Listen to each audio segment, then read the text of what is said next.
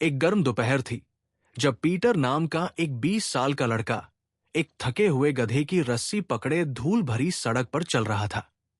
जैसे ही वो चल रहा था, सड़क किनारे बैठे लोग कानाफूसी करने और हंसने लगे।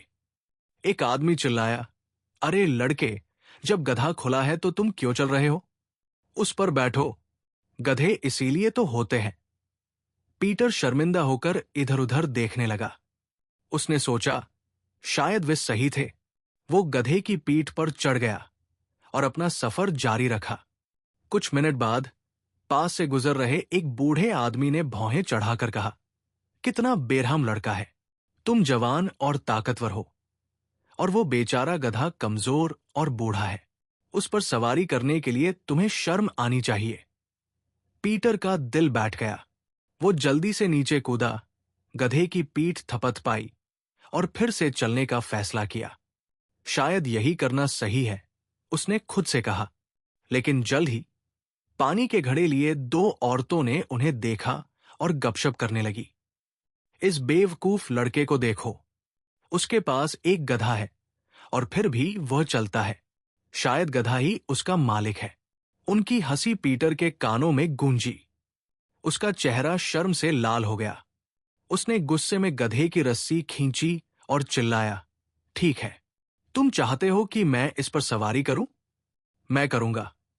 वो फिर से गधे पर बैठा, इस बार और जोर से, और उसे तेज धूप में तेज चलने के लिए मजबूर किया। बेचारा जानवर लड़खड़ा गया। उसके पैर कांप रहे थे। कुछ कदम चलने के बाद गधा घुटनों के बल गिर गया। पीटर डरकर और दोषी महसूस करते हुए तेजी से नीचे कूद गया। आसपास के लोग हंसने लगे। पीटर चुपचाप खड़ा रहा। उसका चेहरा धूल से ढका हुआ था। उसका दिल बेबस, गुस्से और उलझन से भरा हुआ था। उसने खुद से फुसफुसाया, मैंने सब कुछ सही करने की कोशिश की, लेकिन फिर भी सब हंसते हैं। वे मुझसे क्या चाहते हैं? उसी समय एक बूढ़ा आदमी एक पेड़ के नीचे बैठा था। पीटर ने ऊपर देखा।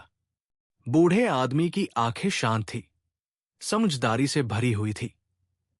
उसके कपड़े सादे थे, चेहरा झुर्रियों वाला था, लेकिन शांत था। पीटर धीरे धीरे उसके पास गया। बूढ़े आदमी ने धीरे से कहा, तुमने सबको खुश करने की कोशिश की, लेकिन मुझे बताओ, क्या तुम्हें अपने किसी भी फैसले में शांति महसूस हुई? पीटर ने सिर हिलाया, नहीं सर, हर बार जब मैं लोगों की बात सुनता हूं तो मैं और ज्यादा कंफ्यूज हो जाता हूं। बूढ़ा आदमी मुस्कुराया, ऐसा इसलिए है क्योंकि तुम सबकी नजरों में सही बनने की कोशिश कर रहे थे, अपने दिल में समझदार नहीं। पीटर ने भौहें चढ़ाई, कंफ्यूज हो गया। तुम्हारा क्या मतलब है? बूढ़े आदमी ने गधे की तरफ इशारा किया जो चुपचाप पास में घास खा रहा था। उस गधे को देखो, उसे इस बात की परवाह नहीं है कि लोग क्या कहते हैं। वो सिर्फ उसी के पीछे चलता है जो उसे शांति और मकसद से ले जाता है।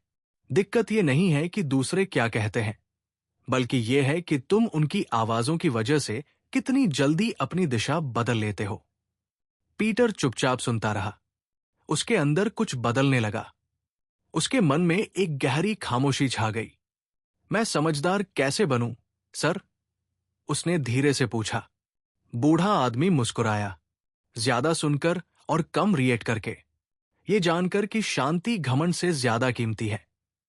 आसपास के लोगों की हंसी अब भी दूर से गूंज रही थी, लेकिन अब उससे दुख नहीं होता था। थैंक यू, सर, उन्होंने कहा। मुझे लगता है कि आज मैंने कुछ ऐसा सीखा है जो मुझे हमेशा याद रहेगा। बूढ़े आदमी ने सिर हिलाया। याद रखना मेरे बेटे, समझदारी तब शुरू होती है जब तुम सही होने के लिए लड़ना बंद कर देते हो।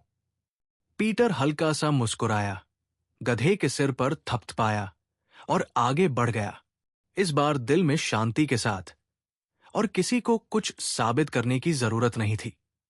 जिंदगी में हम बहुत से लोगों से मिलते हैं, कुछ जज करेंगे, कुछ हंसेंगे और कुछ गाइड करने की कोशिश करेंगे, लेकिन सच तो यह है कि आपकी शांति उनकी मंजूरी पर निर्भर नहीं करती। सही होना ईगो के बारे में है, समझदार होना समझने के बारे में है। दुनिया हमेशा आपकी चुप्पी के लिए ताली नहीं बजा सकती, लेकिन जब आप घमंड के बजाय समझदारी को चुनेंगे तो शांति हमेशा आपके साथ खड़ी रहेगी। इसलिए अगली बार जब कोई आपके काम करने के तरीके पर हंसे तो धीरे से मुस्कुराएं और खुद से कहें, मैं यहां सबके लिए सही होने के लिए नहीं हूं, मैं यहां अपने लिए समझदार बनने आया हूं। दूसरों को गलत साबित करने में अपनी जिंदगी बर्बाद मत करो। इसे ये सीखने में बिताओ कि शांति, सुकून और समझदारी कैसे रखें, तब भी जब दुनिया तुम्हें गलत समझे।